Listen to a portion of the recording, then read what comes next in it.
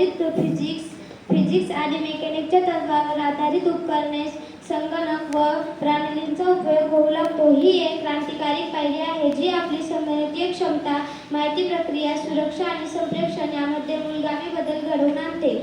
त्यानंतरचा मुद्दा आहे क्वांटम संगणक म्हणजे काय. तर क्वांटम संगणक म्हणजे क्वांटम संगणक हे संगणकाचे असे स्वरूप आहे जे आपल्या क्वांटम भौतिकशास्त्रातील तत्त्वावर आधारित आहे. क्वांटम संगणक विविध वापरतात. ते एकाच वेळी 0 आणि 1 असू शकतात.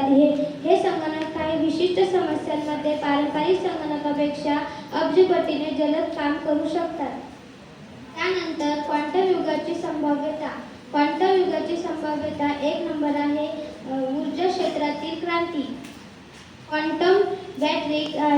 क्वांटम बॅटरी आणि एंटरिक हार्वेस्टिंगमुळे 10 सेकंदात स्मार्टफोन चार्ज होऊ शकतो. दुसरा मुद्दा आहे वैज्ञानिक व तांत्रिक प्रगती. क्वांटम युगात क्वांटम संगणक हे अजून वापरण्यात आलेले नाहीत, पण IBM, गुगल, मायक्रोसॉफ्ट, इंटेल यांसारख्या कंपन्या यावर भरपूर गुंतवणूक करत आहेत. दुसरा मुद्दा आहे उद्योगातील रुजावट.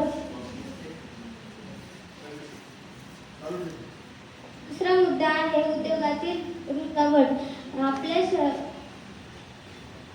बँकिंग, हेल्थकेअर, लॉजिस्टिक्स, संरक्षण, हवामान अंदाज यांसारख्या क्षेत्रामध्ये क्वांटम तंत्रज्ञानाने मोठा प्रभाव घेतला आहे.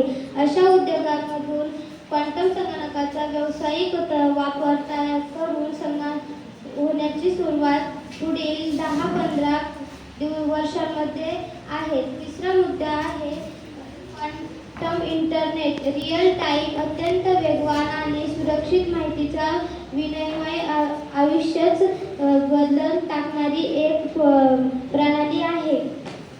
त्यानंतर क्वांटम युगाची आव्हाने. पहिला मुद्दा आहे सामाजिक माहितीचा अभाव. ग्रामीण भागात क्वांटम म्हणजे काय याची पुरेशी माहिती नाही, तर त्याची माहिती देण्यासाठी आपण क्वांटम युग म्हणजे काय हे सांगणार आहोत. तर दुसरा मुद्दा असा आहे की जर एखादा देश सर्वात पुढे गेला तर तांत्रिक ताबा मिळू शकतो. क्वांटम युग केव्हा सुरू होईल. क्वांटम युग